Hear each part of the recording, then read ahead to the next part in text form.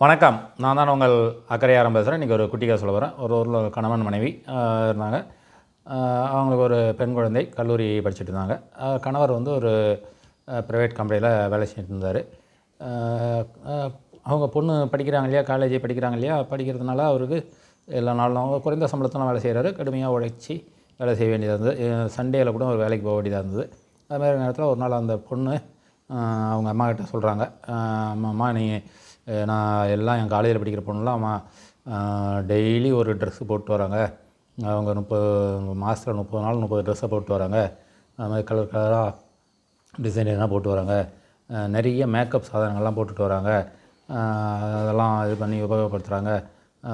நிறைய செலவு பண்ணுறாங்க. ஆனால் எனக்கு வந்து எதுவுமே இல்லை. இந்த ஒரு 3 சுடிதார் தான் வச்சுருக்கீங்க. இதே நான் மாற்றி மாற்றி மாற்றி போட வேண்டியதாக இருக்குது. எனக்கு அப்பாக்கிட்ட சொல்லி வாங்கி கொடுமான்னு கேட்குறாங்க. அவங்க அம்மா என்ன சொல்கிறாங்க, நீ வந்து என்கிட்ட கேட்கறத விட அப்பாக்கிட்டே கேளு அப்படின்னுவார் சொல்லுவாங்க. உடனே அப்பா தான் வீட்டிலே இருக்க மாட்டார். எப்போ பார்த்தாலும் சண்டேயில் கூட வேலைக்கு போகிறாரு. வீட்டிலே நான் காலேஜுக்கு நான் எழுந்திரிக்கிறதுக்கு முன்னே வேலைக்கு போயிடுறாரு. நான் தூங்கினதுக்கப்புறம் தான் அவர் வராரு. அவர்கிட்ட இப்போ நான் எங்கே பேசுகிறது அப்படின்னு சொல்லுவாங்க அந்த பொண்ணு. உடனே அப்போ அந்த அம்மா சொல்லுவாங்க, இல்லை அப்பா இன்றைக்கி உடம்பு சரியில்லை, வீட்டில் தான் இருக்கார், நீ போய் கேளுன்னுவாங்க. சரின்ட்டு போய் அப்பாக்கிட்ட கேட்பாங்க. கேட்கலான்னு போகும்போது அவர் ரெடியாகி வருவார் வேலைக்கு. என்னங்க நீங்கள் வேலைக்கு போகலான்னு சொன்னீங்களா, அதனால் சமையல் கூட பண்ணல அப்படின்ட்டு அவங்க சொல்லுவாங்க. இல்லை இன்றைக்கி வேலைக்கு போய் ஆகணும், எனக்கு அங்கே முக்கியமான வேலை இருக்குது அப்படின்ட்டு அவர் கிளம்பிடுவார். நான் சமைக்கவே இல்லையேன்னுவாங்க. சரி பரவாயில்ல, நான் வெளியில் எங்கேயா சாப்பிட்டுக்கிறேன் அப்படின்ட்டு போவார். அது அந்த நேரத்தில் அந்த பொண்ணு ஏதோ கேட்குறாங்க அப்படின்னு சொல்லுவாங்க. இப்போ பொண்ணு வந்து அந்த விஷயத்தெல்லாம் சொல்லுவாங்க. சரிம்மா நீ உனக்கு என்னென்ன வேணும்னு ஒரு லிஸ்ட்டில் எழுதி கொடு அப்படின்ட்டு அவர் சொல்லுவார். சரிப்பா நான் இப்போயே எழுதி கொடுக்குறேன் அப்படின்ட்டு அவங்க உட்காந்து எழுதுவாங்க. எழுதிடுவாங்க. அதுக்குள்ளே அவர் கிளம்பி ஆஃபீஸ் போயிடுவார்.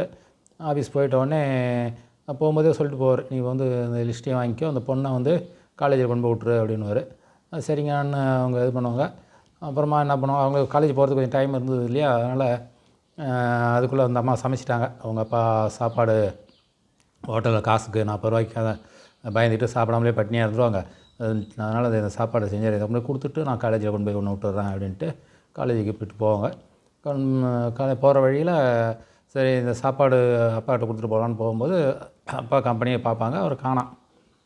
அவரை ஃபோன் பண்ணுவாங்க. ஃபோன் பண்ண நேரத்தில் அவர் வரும்போது பார்த்தா அவர் தலையில் அடிபட்டு சின்ன கட்டு போட்டுட்டு வருவார். அப்போ தான் பார்க்குறாங்க அந்த பொண்ணு, அவர் அப்பா எவ்வளோ கஷ்டப்பட்டு எந்த மாதிரி வேலையை செய்கிறாரு அப்படின்றத, கம்பி குத்திடுது தலையில், எவ்வளோ கஷ்டப்பட்டு இரும்பில் அடித்து வேலை செய்கிறாருன்றதை பார்க்குறாங்க. பார்த்துட்டு அப்புறம் அப்பாக்கிட்ட கொடுமா, அப்பா கேட்குறாரு, அம்மா அந்த லிஸ்ட்டை கொடுமா நான் வாங்கி தரேன்னு. இல்லைப்பா நான் அப்புறமா கொடுக்குறேன் அப்படின்ட்டாங்க. அப்புறம் இது பண்ணி போயிடுறாங்க, காலேஜ் போயிடுறாங்க. போகும்போதே அந்த சீட்டெல்லாம் கிழிச்சு போட்டுடுறாங்க. நம்ம அப்பா வந்து இவ்வளோ கஷ்டப்பட்டு தான் இந்த 3 சுடிதாரை வாங்கி கொடுத்துருக்காங்க, இதுக்கே இவ்வளோ கஷ்டப்படுறாங்க, நாம் நல்லா பின்னாடி நல்லா படித்து அவங்களுடைய எதிர்காலத்தை சிறப்பாக வைக்கணும் அப்படின்னு நினச்சிட்டு அவங்க போயிடுறாங்க. கணவர் அதை வழக்கம் போல் கேட்குறாரு, இல்லைப்பா வேணாம்னு சொல்லிடுறாங்க. அதாவது புரிஞ்சுக்கிட்டாங்க, அப்பா படுற கஷ்டத்தை புரிஞ்சுக்கிட்டாங்க. அப்படி தான் வாழ்க்கையில் வந்து ஒவ்வொரு பெற்றோர்களுமே அவங்களுடைய குழந்தைகளை நல்லவழிப்படுத்தணுன்ட்டு ரொம்ப கஷ்டப்பட்டு எல்லாத்தையும் செய்கிறாங்க. தன் குழந்தைகளை கஷ்டப்படாமல் இருக்கணும்னு நினைக்கிறாங்க, அது தப்பு இல்லை. ஆனால் அந்த கஷ்டப்படாமல் வைக்கிறதுக்கு நாம் என்ன கஷ்டப்படுறோன்றத அவங்களுக்கு புரிய வச்சுட்டா அவங்க எந்த விதமான ஆடம்பர செலவுகளும் செய்ய மாட்டாங்கன்றது தான் அந்த காரண சுருக்கம். நன்றி, வணக்கம்.